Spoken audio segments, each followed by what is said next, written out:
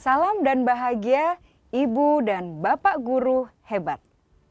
Untuk membangun budaya sekolah yang positif dengan lingkungan yang aman dan mendukung murid untuk menjadi pribadi yang berdaya, seimbang, dan bahagia, salah satu upaya yang dapat dilakukan oleh guru adalah memahami kebutuhan dasar yang mendasari perilaku murid.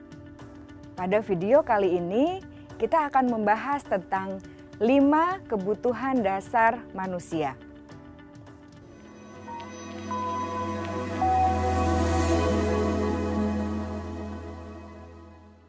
Ki Hajar Dewantara dalam salah satu kutipannya menyatakan, kita ambil contoh perbandingannya dengan hidup tumbuh-tumbuhan. Seorang petani dalam hakikatnya sama kewajibannya dengan seorang pendidik yang menanam padi misalnya. Hanya dapat menuntun tumbuhnya padi. Ia dapat memperbaiki kondisi tanah, memelihara tanaman padi, memberi pupuk dan air, membasmi ulat-ulat atau jamur-jamur yang mengganggu hidup tanaman padi, dan lain sebagainya. Ketika guru memahami kebutuhan apa yang mendasari perilaku murid, dan guru berusaha menuntun dan mendukung murid dalam memenuhi kebutuhannya secara positif, pada hakikatnya guru tersebut ibarat seorang petani yang sedang berusaha memahami kebutuhan masing-masing tanaman. Dan ia berusaha memenuhi kebutuhan tanaman tersebut agar dapat tumbuh dengan subur dan maksimal. Dr. William Glasser, seorang psikiater dari Amerika Serikat, menyatakan bahwa seluruh tindakan manusia memiliki tujuan tertentu, yaitu memenuhi kebutuhan dasarnya.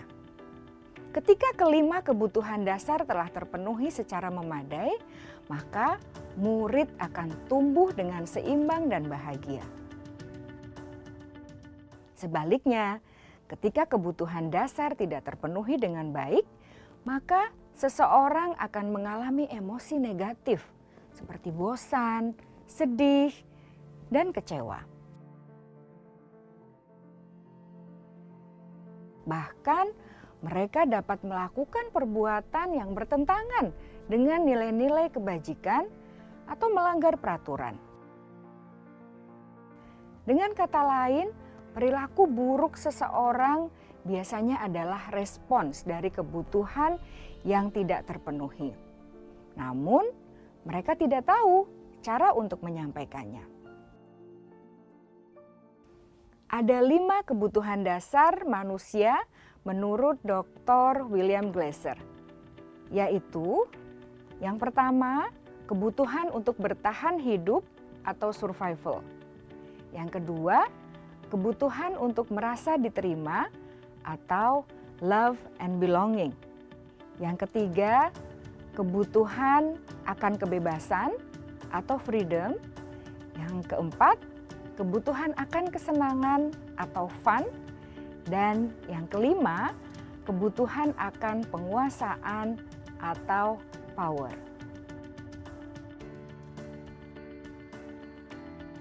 Kebutuhan dasar yang pertama adalah kebutuhan yang bersifat fisiologis untuk bertahan hidup atau survival.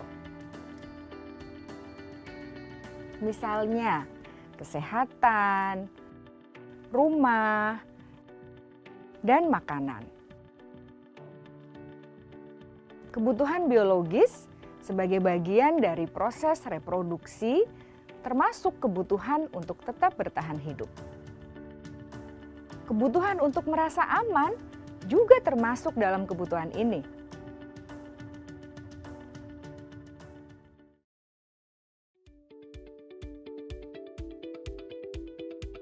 Agar murid dapat belajar dengan baik, kebutuhan mereka akan rasa aman, pangan, sandang, dan papan harus terpenuhi.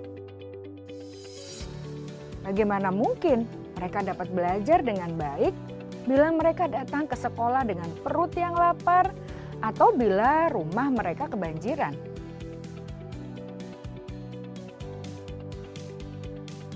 Setelah kita mengetahui kebutuhan pertama yang sebagian besar bersifat fisiologis, mari kita lihat kebutuhan kedua sampai kelima yang semuanya berhubungan dengan psikologis.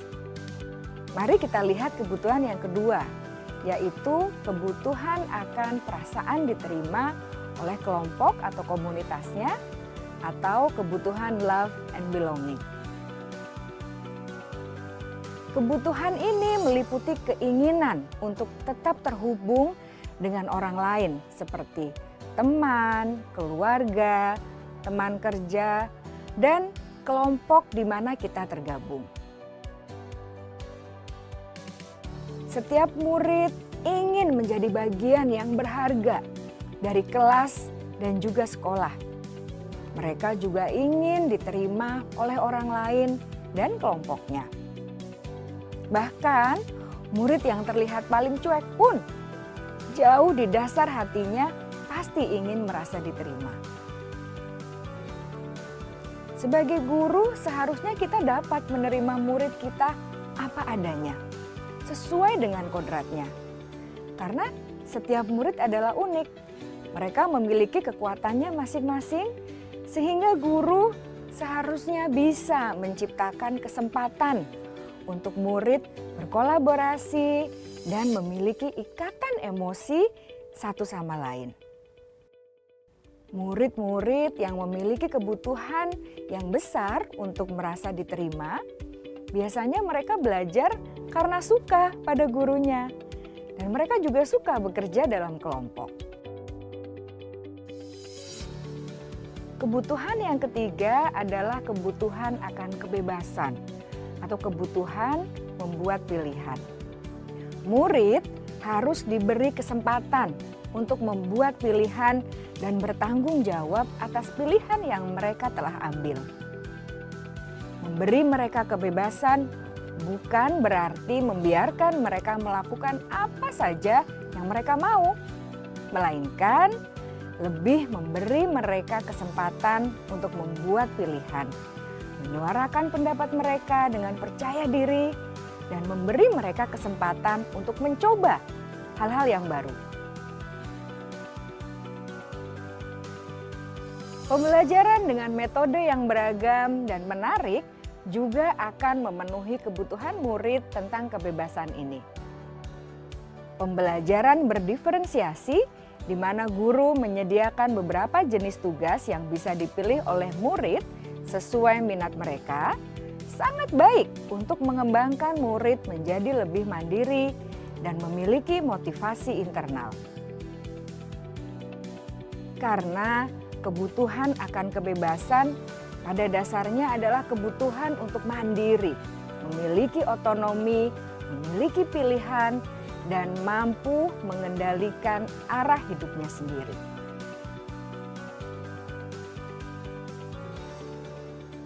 Kebutuhan yang keempat adalah kebutuhan akan kesenangan. Bayangkan Bapak Ibu, hidup tanpa rasa senang. Betapa menyedihkannya. Glasser menghubungkan kebutuhan akan kesenangan dengan belajar. Jangan sepelekan kebutuhan murid untuk merasa senang di kelas. Sebagai guru, jangan ragu-ragu untuk dengan sengaja memasukkan kegiatan yang menyenangkan dalam kelas. Murid-murid dengan kebutuhan dasar kesenangan yang tinggi ingin menikmati apa yang mereka lakukan. Mereka juga konsentrasi tinggi saat mengerjakan hal-hal yang disenangi.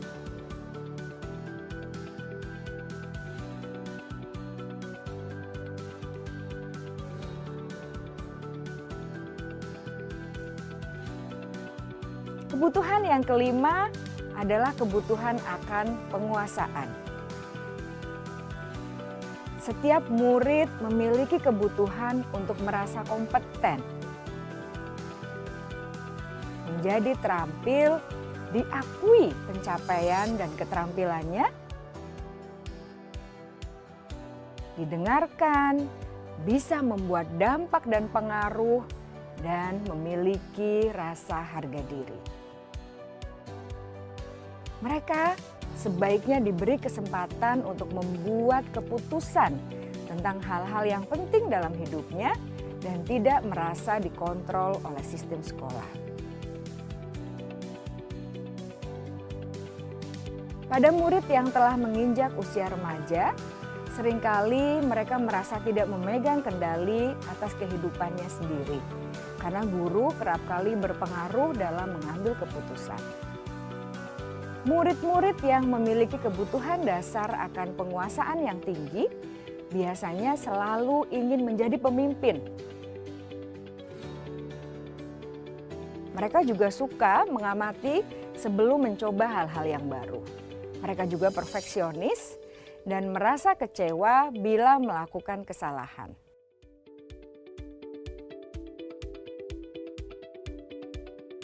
Ibu dan Bapak guru sangatlah penting bagi kita untuk mengetahui kebutuhan dasar murid-murid, agar kita memahami alasan di balik sikap dan tingkah laku mereka. Bila murid berperilaku buruk atau melanggar peraturan, sehingga tindakannya tidak sesuai dengan nilai-nilai kebajikan, maka guru harus mencari tahu alasan yang mendasari tindakan tersebut dan kebutuhan apa yang belum terpenuhi. Melalui percakapan dengan guru dalam pendekatan disiplin positif, murid dapat diajak untuk bersikap reflektif dalam mengenali kebutuhan-kebutuhan yang berusaha mereka penuhi dan mendasari tindakan mereka. Jika guru mengabaikan perilaku buruk murid-murid, maka perilaku tersebut akan berpengaruh pada suasana kelas yang kurang kondusif dan akan berpengaruh pada tujuan dari pendidikan itu sendiri.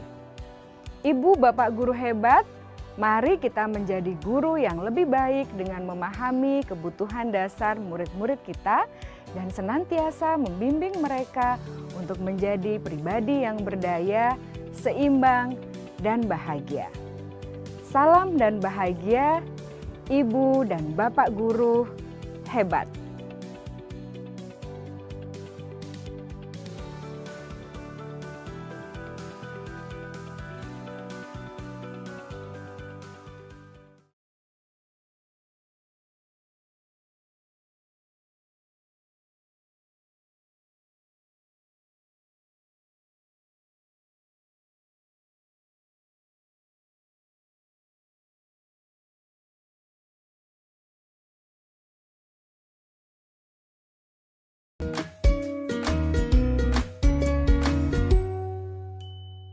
Salam bahagia Ibu dan Bapak guru hebat.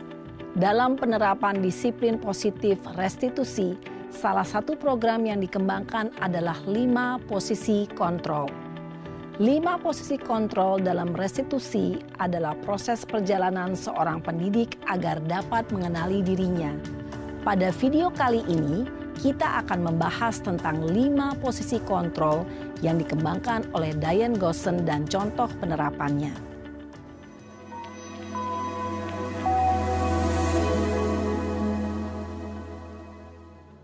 5 posisi kontrol itu adalah 1. Posisi penghukum. 2. Posisi pembuat merasa bersalah. 3. Posisi teman. 4. Posisi pemantau atau monitor. Dan 5. Posisi manajer. Untuk lebih memahami kelima posisi tersebut, mari kita saksikan kasus Naren yang terlambat hadir 20 menit di sekolah dan melihat bagaimana kelima posisi kontrol dalam menghadapi masalah tersebut.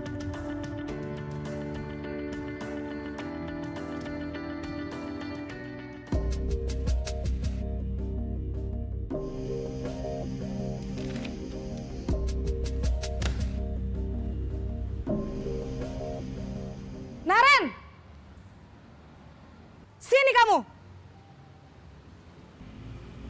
Selamat pagi, Bu. Selalu terlambat. Kamu deh, pasti terlambat. Maaf, Bu. Saya... Apa? Apa coba? Alasan kamu apa lagi? Kapan sih kamu tidak terlambat? Malas sekali ya kamu jadi anak. Saya... Dasar pemalas. Gak kapok-kapok sih kamu. Sudah berapa kali terlambat? Sana, kamu keliling lapangan basket 2 kali. Kenapa saya harus keliling lapangan basket, Bu? Kenapa? Kamu mau lawan ibu? Berani-beraninya jawab. Sudah terlambat, masih berani jawab pula. Sekarang, keliling lapangan basket 5 kali sekalian. Biar kapok. Cepat, pergi sana ke lapangan basket. Posisi penghukum biasanya berbicara dengan nada tinggi, menghardik, menunjuk-nunjuk, menyakiti, dan menyindir. Hukuman bisa berupa fisik maupun psikis. Ibu dan bapak guru hebat. Dampak yang terjadi pada murid ketika guru berada pada posisi penghukum adalah murid cenderung akan memberontak, bahkan menyimpan dendam.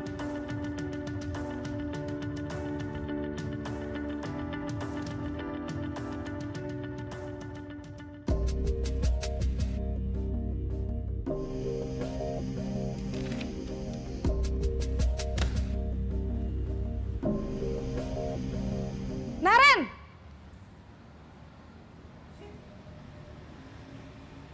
Selamat pagi, Bu. Naren. Kamu kenapa terlambat lagi, Nak? Ya Tuhan, Naren. Kamu senang ya bikin ibu susah ya? Kalau kamu terlambat lagi, nanti ibu yang ditegur bapak kepala sekolah, Nak. Disangka ibu tidak bisa membina kamu. Duh, gimana ini? Maaf, Bu. Duh, Gusti Naren. Kamu suka ya kalau ibu ditegur bapak kepala sekolah? Terus, sekarang ibu harus tulis apa ini di buku absen? Ini kamu sudah sering terlambat loh. Ibu harus apa coba? Maaf, Bu. Maaf sekali. Ya sudah, lain kali jangan bikin ibu susah lagi ya, Nak ya. Ibu tidak akan kuat lagi kalau kamu begini terus. Bisa jantungan kalau ibu ditegur bapak kepala sekolah. Sana cepat ke kelas. Maaf ya, Bu. Maaf sekali. Posisi pembuat rasa bersalah berbicara dengan nada tenang, cenderung lembut. Namun kata-kata yang diutarakan membuat murid merasa menjadi orang yang gagal. Memandang buruk dirinya sendiri, merasa tidak berharga, dan tidak sanggup membahagiakan orang lain. Ketika guru mengambil posisi pembuat rasa bersalah, murid akan menganggap dirinya yang bersalah dan ia akan menyimpan emosi negatif tersebut di dalam dirinya.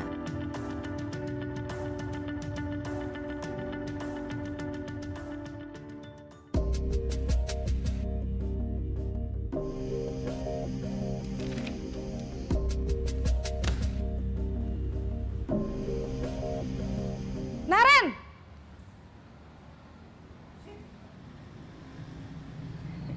Selamat pagi, Bu.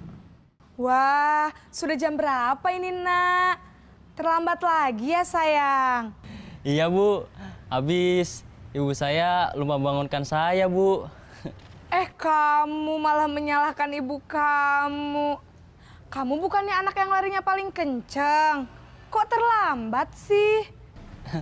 Iya, Bu. Saya memang terlambat bangun tadi. Jadi, biarpun saya lari kencang, tetap gak kekejar, Bu.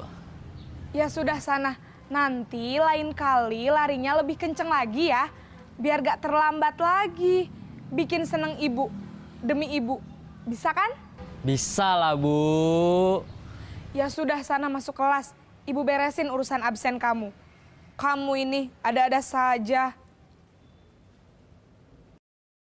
Dalam posisi teman, guru berbicara dengan nada suara ramah, akrab, cenderung bersenda gurau untuk menjaga suasana tetap santai. Murid akan merasa senang, aman, dan akrab dengan guru. Identitas yang tercipta adalah identitas sukses atau berhasil. Namun, perlu diingat, karena ini masih dorongan eksternal, maka ada faktor ketergantungan dari murid kepada orang tertentu. Di sini guru absennya, sehingga di lain waktu murid bisa berperilaku baik, namun hanya kepada orang-orang tertentu saja.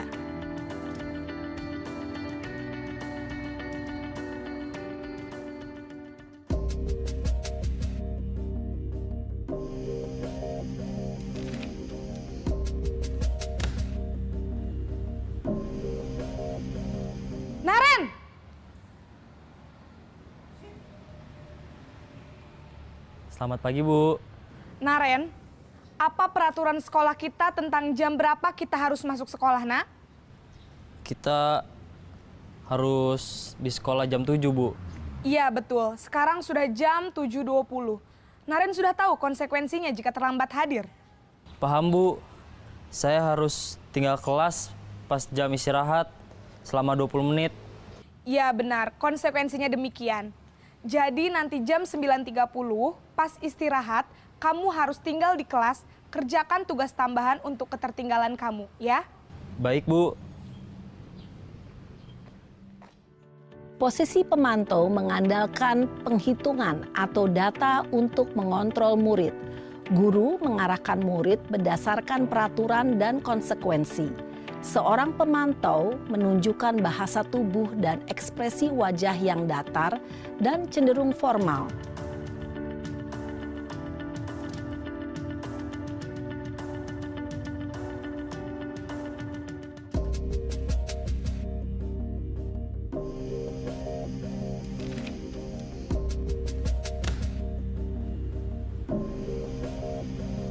Naren!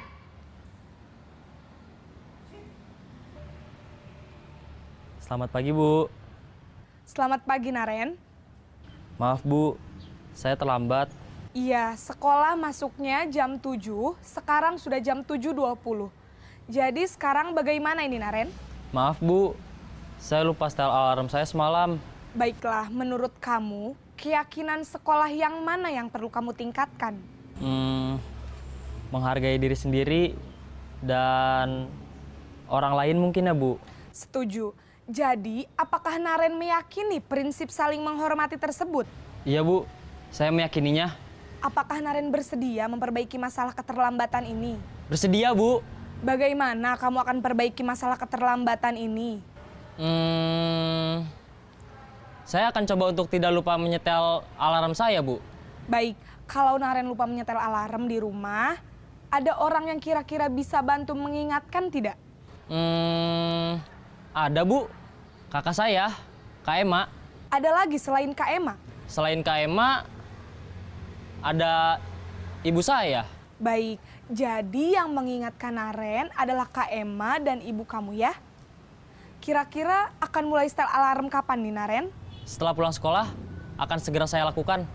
Baik, jadi Naren akan setel alarm untuk bangun besok pagi dan akan diingatkan oleh kakak dan ibunda Naren ya. Ada lagi yang mungkin perlu dilakukan, Naren? Agar tidak terlambat bangun lagi. Tidak ada, Bu. Baik, Naren.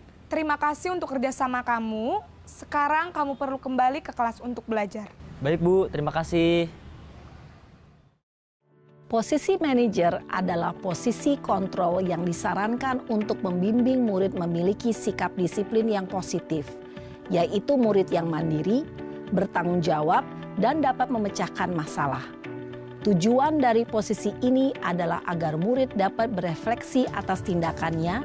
Guru akan dengan tulus memberikan pertanyaan-pertanyaan bermakna, sehingga membuat murid dapat belajar dari kesalahannya dan mencari sebuah solusi untuk menyelesaikannya. Ibu dan Bapak guru hebat, setelah mengamati adegan kelima posisi kontrol tadi, kira-kira posisi mana yang paling ideal? Posisi mana yang dapat menunjang motivasi intrinsik murid? Ya, tentu posisi manajer. Posisi ini memang posisi ideal yang ingin dituju setiap pendidik. Pada posisi inilah, guru dapat menerapkan disiplin positif yang berpihak pada murid, yang memerdekakan murid. Perjalanan seorang pendidik tentunya tidak mudah untuk sampai pada posisi seorang manajer. Namun, tujuan kita pasti, yaitu menciptakan murid-murid yang mandiri, merdeka, dan bertanggung jawab. Semoga penggambaran 5 posisi kontrol yang telah diperlihatkan ini dapat menjadi ajang refleksi bagi kita semua, agar dapat terus mengasah dan menerapkan disiplin positif yang memerdekakan murid. Mari terus berlatih dan bersemangat. Selamat menerapkan. Salam dan bahagia, Ibu dan Bapak guru hebat.